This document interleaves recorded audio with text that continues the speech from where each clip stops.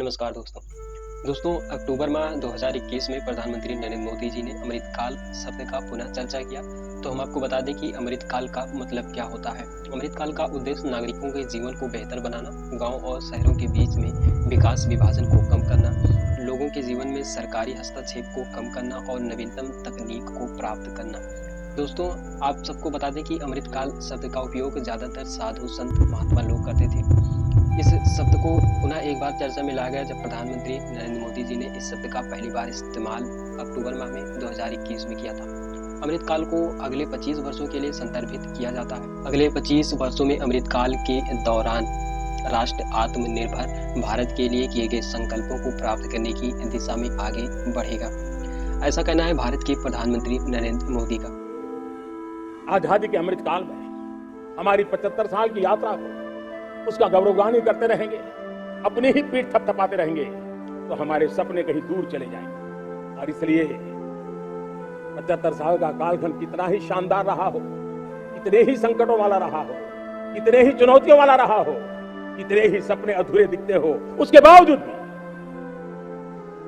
आज जब हम अमृतकाल में प्रवेश कर रहे हैं, अगले 25 वर्ष हमारे देश के लिए अत्यंत महत्वपूर्ण है। बात कर लेते हैं भारत के अमृतकाल का उद्देश्य क्या है।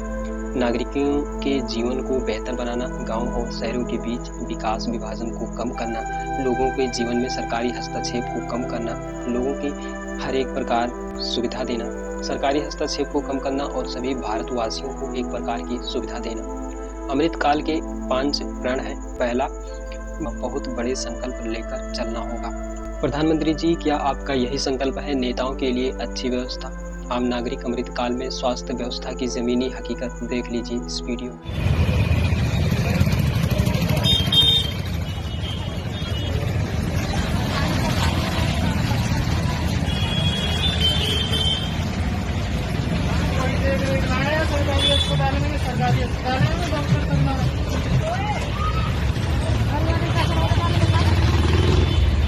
यह है आपका अमृतकाल कि मरीजों को अस्पताल ठेले से ले जाना पड़ रहा है। दूसरा प्रण है आपका, हमारे मन के भीतर गुलामी का एक भी अंश है तो उसे बचने ना दें। तीसरा प्रण है आपका, हमें हमारी विरासत पर गर्व होना चाहिए। विरासत पर गर्व तो तब होगा जब आप कोई विरासत बचने देंगे। चौथा प्रण है आपका, एकता और एकजुटता का। क्या यही है एकता और एकजुटता का? सड़क पर एकजुट होकर बिना वजह के मुस्लिम को पीटना, एकजुट होकर सरकार की संपत्तियों को नुकसान पहुंचाना। पांचवा प्रण है आपका, प्रधानमंत्री जी, नागरिकों का कर्तव्य। भारत के प्रथम नागरिक राष्ट्रपति से लेकर हम सभी नागरिक की श्रेणी में आते हैं। क्या हम सबका यही कर्तव्य है कि अपनी एकता की पावर का गलत इस्तेमाल करना, लोगों पर अत्याचार करना, क्या यही नागरिकों का कर्तव्य है? आप बात करते हैं नारियों को आगे रखने की। बच्चों के सामने ही एक महिला को पेड़ से बांधकर पीटा गया।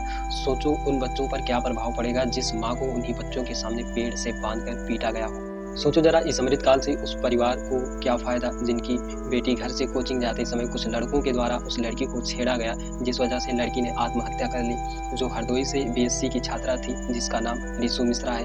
क्या आपका यही अमृतकाल है प्रधानमंत्री मोदी जी? सुनवाई ना होने के कारण अलीगढ़ के थाना में महिला ने खुद को आग लगा ली।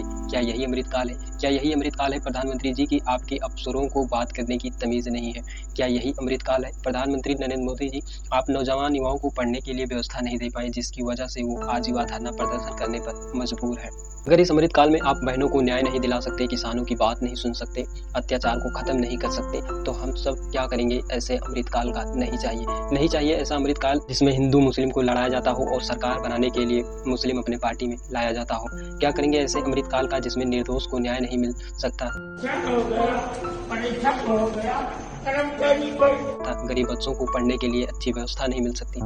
ये अमृतकाल आप अपने नेताओं के लिए रखें जिन पर ये पूरी तरह से सूट करता है, जिनको समय पर अच्छा न्याय मिलता हो, जिन नेताओं के बच्चों को अच्छी शिक्षा मिलती हो, जिनको समय पर अच्छा इलाज मिलता हो। क्योंकि ये सारी सुविधाएं आम नागरिक को नहीं मिलती तो फिर अमृतकाल कैसा?